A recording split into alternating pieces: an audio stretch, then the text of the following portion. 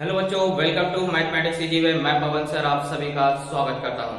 तो बच्चों, आज हम लोग क्लास 10 का मैथ्स 2 जो है वो उसको आगे बढ़ाएंगे, जिसमें हम लोग जानते हैं कि चैप्टर नंबर 3 पढ़ रहे हैं। चैप्टर नंबर 3 यानी कि वृत्त के बारे में पढ़ रहे हैं। इससे पहले मैंने आपको एक वीडियो बनाया था वृत्त का, उस पर आधारित आपको उस प्रश्नों को क्या किया था, हल कराया था। यानी 3.1 एक्सरसाइज को हमने क्या किया था, कंप्लीट किया था।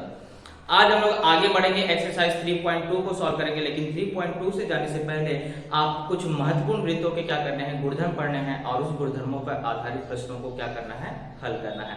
और जैसे बताया गया कि ये चैप्टर थोड़ा सा टफ है, अगर आपने इस पर ध्यान नहीं दिया तो आपको नहीं समझ में आएंगे। क्योंकि जो ज्योमेट्री वाले सवाल होते हैं वो मोस्टली क्या होते हैं, आपको प्रॉपर्टीज गुणधर्मों पे आधारित होते हैं, और वे सारे गुणधर्म अगर आप अच्छे से नहीं समझते हैं तो सवालों को करने में क्या होती है, तकलीफ होती है। ओके, तो आज हम लोग स्टार्ट करेंगे एक्सरसाइज 3.2। उसके प्रश्नों को आज हम लोग क्या करेंगे, सॉल्व करेंगे। ओके, आगे बढ़ने से पहले मैं यही कहूंगा, अगर आप इस चैनल पर नए जुड़े हैं और आपको मैथ्स सीखना है तो आप इस चैनल से जुड़ जाइए। और चैनल से जुड़ने के लिए सिर्फ दोस्तों आपको एक ही काम करना है, सब्सक्राइब बटन को क्लिक करना है, बेल आइकन में ऑल की बटन प्रेस करके रखना है। तो इसके बाद आप चाहे छोटी क्लास का या बड़ी क्लास का जिसका भी गणित पढ़ना चाहते हैं आप इस भी चैनल पर पढ़ सकते हैं। और एजुकेशन से रिलेटेड जो भी न्यूज आती है वो भी आपको यहाँ पर मिलती रहेगी। ओके, चलिए स्टार्ट करते हैं।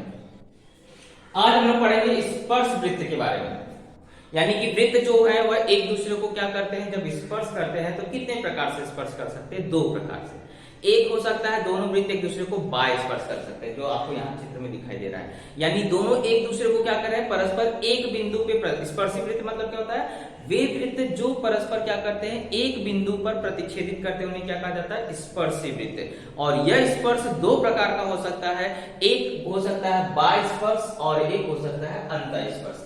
इसमें दोनों वृत्त एक दूसरे को स्पर्श कर रहे हैं, लेकिन बाहर से स्पर्श कर रहे हैं, टच कर रहे हैं। और ये आकृति में अगर आप देखें तो दोनों वृत्त एक दूसरे को स्पर्श तो कर रहे हैं, लेकिन अंतर स्पर्श कर रहे हैं। तो स्पर्श वृत्त दो प्रकार के हो सकते हैं, बाह्य स्पर्श वृत्त हो सकते हैं और अंतर स्पर्श वृत्त हो सकते हैं। और इन्हीं पर आधारित कुछ हमें क्या करना है, गुणधर्मों को पढ़ना है, और इसी पर आधारित प्रसंग्रह आपको 3.2 को क्या करना है, सॉल्व भी करना है।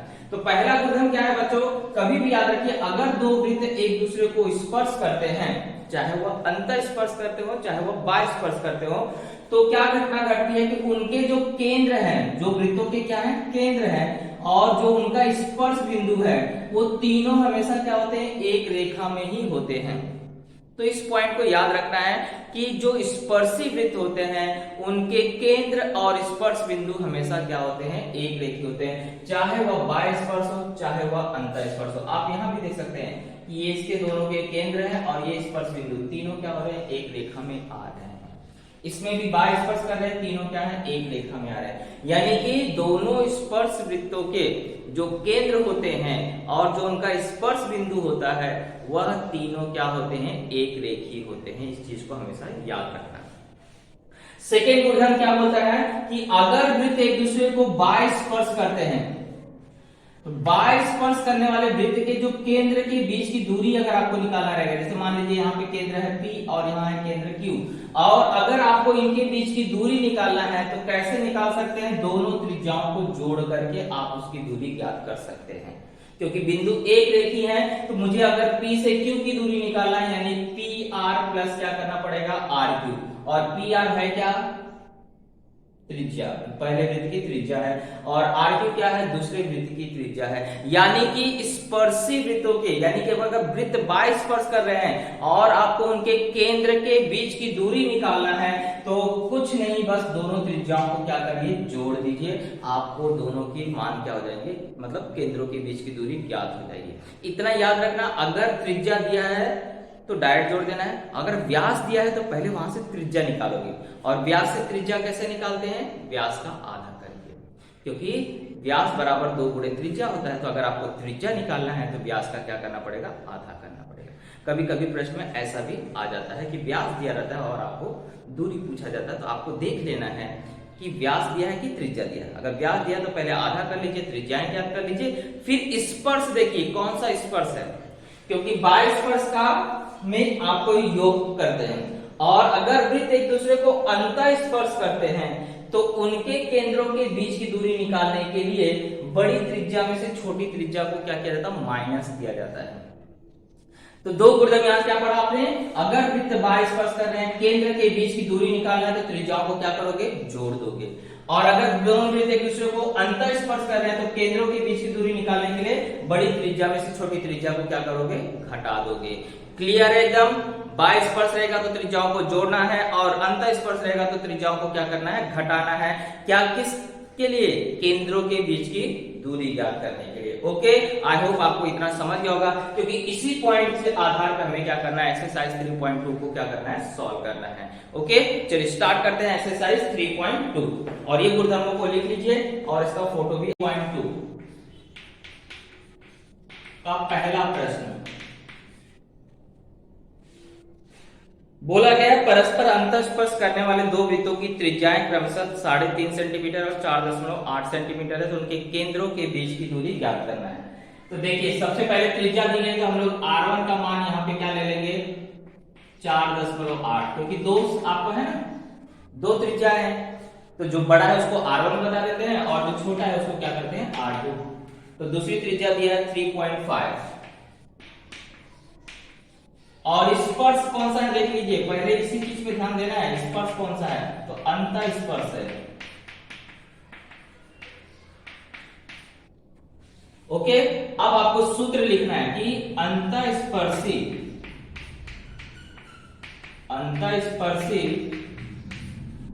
वृत्तों के केंद्र के बीच की दूरी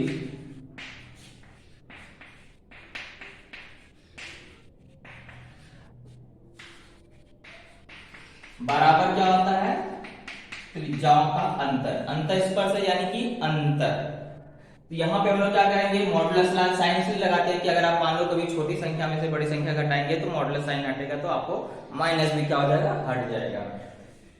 तो r1 यानी कि यहाँ पे 4.8 है, माइनस 3.5 कर दोगे, तो इसमें से अगर हम लोग घटाते हैं तो कितना आ जाता है, 1.3 सेंटीमीटर। यही आपका क्या है, आंसर है। तो उनके केंद्रों के बीच की दूरी कितनी होगी, 1.3 सेंटीमीटर होगी। इसी प्रकार का सेम क्वेश्चन नंबर 2 भी है, उसमें सिर्फ बाह्य स्पर्श आपको दे दिया है। तो बाह्य स्पर्शिक वृत्तों की त्रिज्याएं आपको दिया है, देखो r1 दिया है 5.5 सेंटीमीटर, r2 का मान दिया गया है आपको 4.2 सेंटीमीटर। और बच्चों याद रखना, ये प्रश्न आपको परीक्षा में 100%, चाहे 1 नंबर में आए चाहे 2 नंबर के प्रश्न में जरूर दिखाई देगा। इस चीज को आप 100% लिख लीजिए। और आपको स्पर्श बताया गया है कि कौन सा स्पर्श हो रहा है, बाह्य स्पर्श हो रहा है।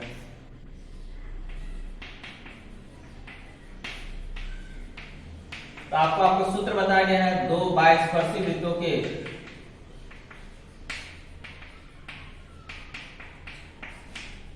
केंद्रों के बीच की दूरी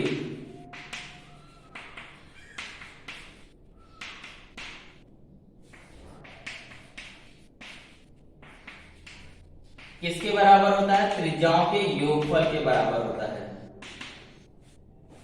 त्रिज्याओं के क्या होता है, योगफल के बराबर होता है, इसलिए दोनों त्रिज्याओं को क्या करोगे, जोड़ दोगे। तो 5.5 प्लस 4.2, यहाँ मॉडुलस साइन लगाना नहीं जरूरत है, क्योंकि यहाँ घटाना नहीं है, यहाँ आपको जोड़ना है। तो जोड़ने में आपको हमेशा दोनों संख्या प्लस में, तो प्लस में उत्तर आएगा। तो 5 2 7 5 4 9 यानी 9.7 सेंटीमीटर आपका आंसर हो जाएगा। कोई भी तकलीफ नहीं है। फर्स्ट और सेकंड क्वेश्चन में एक में अंतःस्पर्श था तो घटा दिया, एक में बाह्य स्पर्श था तो आपने क्या किया, जोड़ दिया। और इस तरह का एक प्रश्न आपको चाहे ऑब्जेक्टिव क्वेश्चन में आएगा या तो आपको 2 नंबर। चलिए देखिए क्वेश्चन नंबर 3 में आपको बोला है डायग्राम बनाना है। डायग्राम में क्या बनाना है, दोनों त्रिज्याएं दी गई हैं, तो बाह्य स्पर्श वाला भी बनाना है और अंतःस्पर्श भी बनाना है, और जो त्रिज्या दी गई उसी के माप के हिसाब से आपको बनाना है। तो सबसे पहले हम लोग क्या करेंगे, यहाँ पे बाह्य स्पर्श वाला बनाते हैं। बाह्य स्पर्श में बोला है 4 सेंटीमीटर बड़ी त्रिज्या लेना है, तो मैंने यहाँ माप रखा है 4 सेंटीमीटर का दूना मैं लेके बना रहा हूँ, क्योंकि थोड़ा सा आपको दिखना चाहिए। ओके, तो ये मैंने दूरी ले लिया है। अब एक बिंदु फिक्स कर देता हूँ केंद्र के लिए और एक गोला घुमा देता हूँ।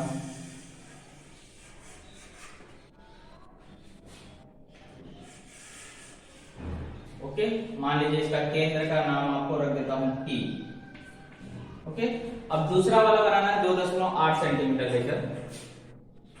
तो बाह्य स्पर्श बना रहे हैं,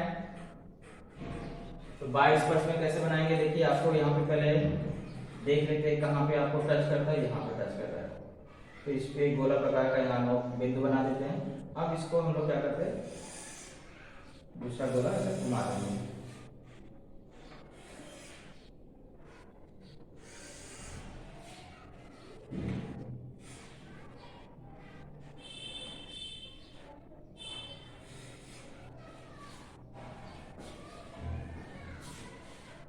तो इस तरह से आपको यहाँ पर मान लीजिए Q आ गया और यहाँ पे R आ गया। अब इसको मिला दीजिए, तीनों बिंदु क्या होंगे, एक रेखा में रहेंगे।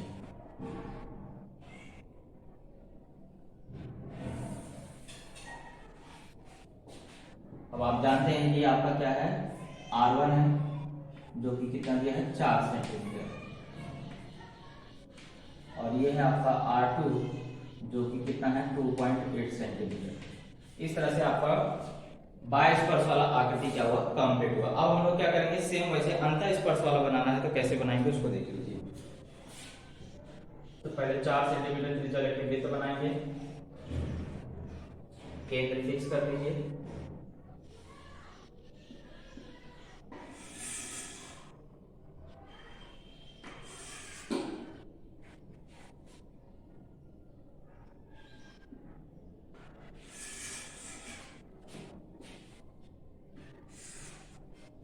अब 2.8 लेकर के अंतः स्पर्श बना दीजिए।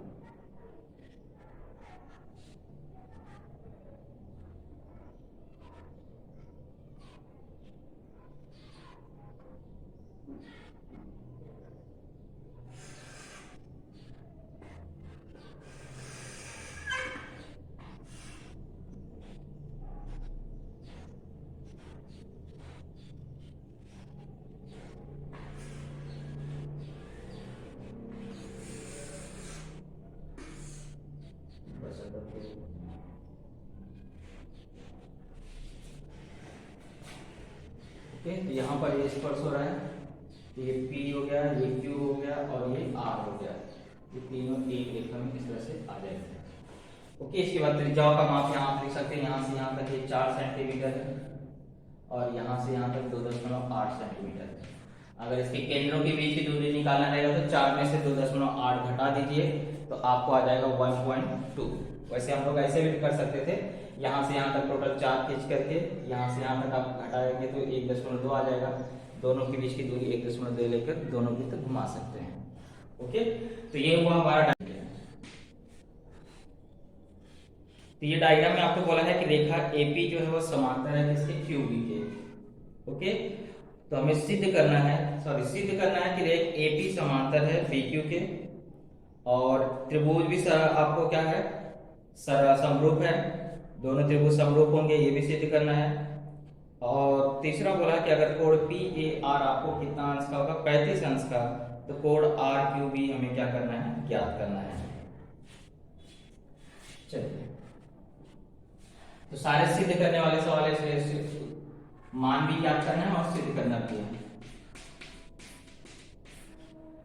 तो सबसे पहले हम लोग को देखिए दोनों वृत्त बताया गया है कि एक दूसरे को क्या कर रहे हैं, बाय स्पर्श कर रहे हैं। तो थोड़ा सा आकृति के बारे में बता देंगे कि P तथा Q केंद्र वाले वृत्त परस्पर बिंदु R पर बाय स्पर्श करते हैं।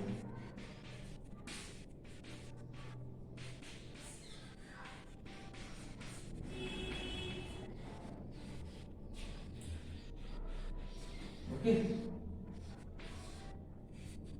अब आप देखिए यहां पर आपको ये दोनों रेखाखंड बराबर होंगे क्योंकि एक ही वृत्त की क्या है, त्रिज्या है, यानी कि अगर दो भुजाएं बराबर है तो इनके सामने वाले कोण भी क्या हो जाएंगे, बराबर हो जाएंगे। तो त्रिभुज हम लोग ले लेंगे कौन सा, APR में। रेख AP सर्वांशम है रेख PR। कारण क्या है, एक ही वृत्त की क्या है, ये त्रिज्या है।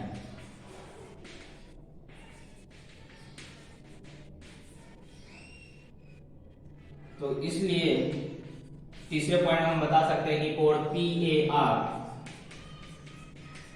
सर्वांशम हो जाएगा कोड पी आर ए के। क्यों? क्योंकि समद्विबाहु त्रिभुज के प्रमेय से भी कार्य लिख सकते हैं, या आप बता सकते हैं सर्वांशम भुजाओं के सम्मुख कोण, सर्वांशम भुजाओं के सम्मुख कोण, ये कारण भी आप दे सकते हैं। अब इस कोण को हम लोग क्या मान लेते हैं? x मान लेते हैं।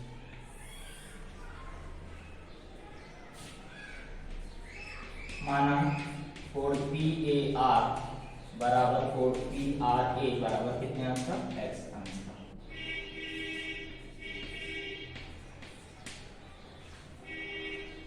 अब आप देखिए दूसरे वाले त्रिभुज में चले जाइए। दूसरे वाले त्रिभुज में वही घटना घट रही है, ये दोनों एक ही वृत्त की त्रिज्या है, तो यानी कि ये दोनों बराबर होंगे, तो इसके सामने वाले कोण क्या हो जाएंगे? बराबर हो जाएंगे। ओके, तो त्रिभुज आर क्यू बी में रेख आर क्यू सर्वांशम है रेख क्यू बी के। कारण वही है, एक ही वृत्त की त्रिज्या है,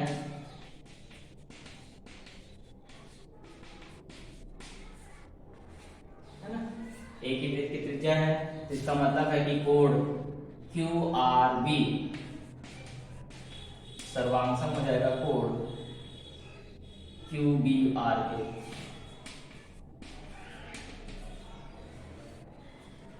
कारण क्या आएगा? सर्वांशम भुजाओं के सम्मुख कोण। अब आप अच्छी तरह से देख रहे हैं कि यहाँ पर ये जो दो कोण बन रहे हैं, ये दोनों आपस में बराबर होंगे, क्योंकि ये कैसे कोण है? शीर्षाभिमुख कोण। शीर्षाभिमुख कोण है, यानी कि x बराबर होगा किसके? y के। साथ में हम लोग मान लेंगे इस कोण को क्या? y। तो कोण माना कोण क्यू आर बी बराबर कोण क्यू बी आर बराबर कितने अंश का? y अंश का। चलिए, अब इसके बाद हमारा क्या हो जाएगा? हम बता देंगे कोण पी आर ए, कोण पी आर ए बराबर है कोण क्यू आर बी के, क्योंकि कैसे कोण है? शीर्षाभिमुख कोण है, अर्थात x किसके बराबर है? y के। इसका मतलब हो गया, अगर x बराबर है y के, तो ये दोनों कोण भी क्या हो जाएंगे? आपस में बराबर हो जाएंगे, यानी कि पी ए आर कोण पी ए आर सर्वांशम कोण क्यू बी आर। ओके, और ये बराबर है, तो रेखाएं क्या हो जाएंगी? समांतर। इसलिए रेख एपी समांतर हो जाएगा किसके? रेख क्यूबी के। अब देखिए, इसका मान आपको दिया है 35 अंश, तो आपको बोल रहा है कि यहाँ पर अगर ये कोण भी कितने अंश का हो जाएगा? 35 अंश का, क्योंकि x किसके बराबर है? y के। तो ये कितना अंश का हो जाएगा? 35। ये भी कितना अंश का हो जाएगा? 35। तो इस त्रिभुज के कोण के माप हम लोग क्या कर सकते हैं? ज्ञात कर सकते हैं। लेकिन उससे पहले आपको क्या बोला है? ये दोनों त्रिभुज को समरूप सिद्ध करना है। चलिए, समरूप सिद्ध करने के लिए हमें दो कोण बराबर चाहिए, तो हम लोग फटाफट क्या करेंगे? इसको समरूप करेंगे। पहले इतना लिख लीजिए, इसके बाद हम लोग क्या करते हैं? इसको समरूप करते हैं, क्योंकि इसमें कई टारगेट आपको दिए हैं, समरूप भी करना है इसको। तो त्रिभुज ले लेते हैं, त्रिभुज पी ए आर तथा त्रिभुज पी का मैं चुका है क्यू बी आर बी। कोण पी आर ए सर्वांशम कोण क्यू आर बी, क्योंकि कैसे कोण है? शीर्षाभिमुख कोण। और कोण पी ए आर सर्वांशम हो जाएगा कोण क्यू बी आर ए। कथन नंबर हमने यहाँ बताया है, कौन से कथन में?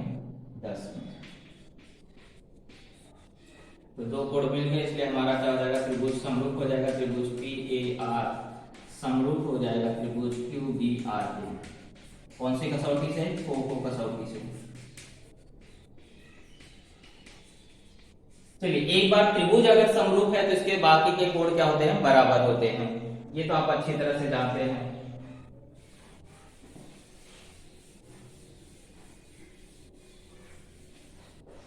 यानी कि आपको दिया है इसके बाद कि कोण PAR बराबर कितना है 35 अंश, यानी x का मान कितना है 35 और x बराबर y बराबर कितना है 35, इसलिए यहाँ पे कोण भी कितने बनेगा 35, यहाँ भी कितने अंश का बनेगा 35। तो त्रिभुज QBR में कोण QRB प्लस कोण QBR प्लस कोण RQB बराबर कितना होगा 180 अंश। कारण क्या लिखोगे, त्रिभुज के तीनों अंतर कोणों का योग। अब आपको यहाँ पे ये y है, ये y है और ये आपको क्या करना है, ज्ञात करना है।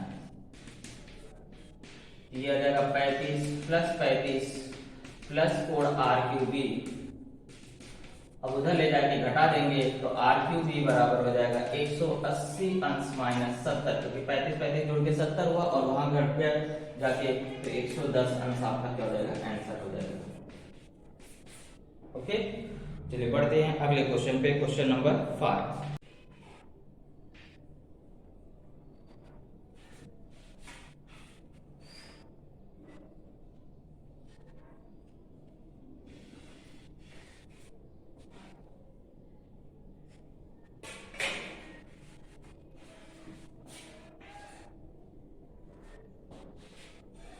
तो देखिए प्रश्न दिया है, रेख बिंदु A और B केंद्र वाले वृत्त परस्पर बिंदु E पर स्पर्श करते हैं, उनकी समान स्पर्श रेखा L उन्हें C और D पर भी स्पर्श करती है।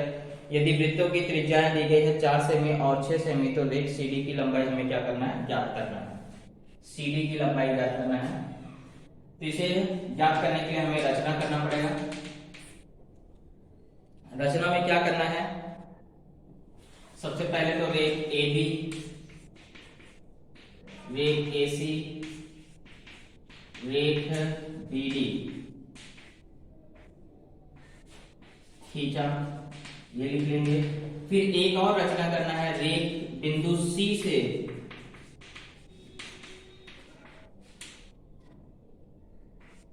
रेख CE खींचा,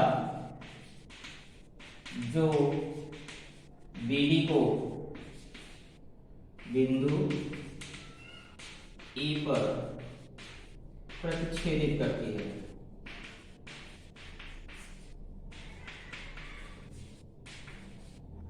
और इस प्रकार प्रतिच्छेदित करती है कि AC बराबर है किसके, BE के। तो वो रचना हमें करना जरूरी है।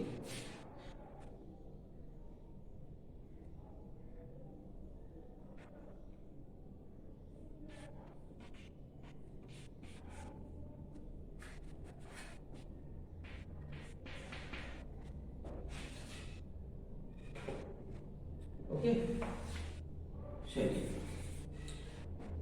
अब इसके बाद इसको हल कैसे करेंगे, इसके बारे में आपको देखना है। तो सबसे पहले देखिए, आपने पढ़ा है स्पर्श रेखा त्रिज्या प्रमेय से कि यहाँ जो कोण बनेगा वो कोण कितने अंश का बनेगा, 90 अंश। तो फर्स्ट पॉइंट आप बता सकते हैं कि कोण ACD बराबर कोण BDC बराबर 90 अंश। कौन से प्रमेय से, स्पर्श रेखा त्रिज्या प्रमेय से। और अगर ये कोण 90 अंश का है और ये कोण 90 अंश है, यानी अंतर कोणों का योगफल कितना हो रहा है, 180 अंश। यानी कि कोण ACD प्लस कोण BDC बराबर कितना हो रहा है, 180 अंश।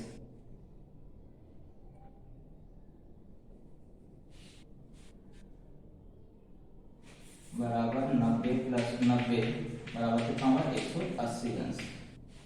तो आप यहां बता सकते हैं, चूंकि अंतःकोण संपूरक हैं, इसलिए रेख AC सर्वांश AC क्या हो जाएगा, समांतर हो जाएगा रेख BD के। ओके, अंतःकोण कसौटी से एक काम हो गया यहाँ पे।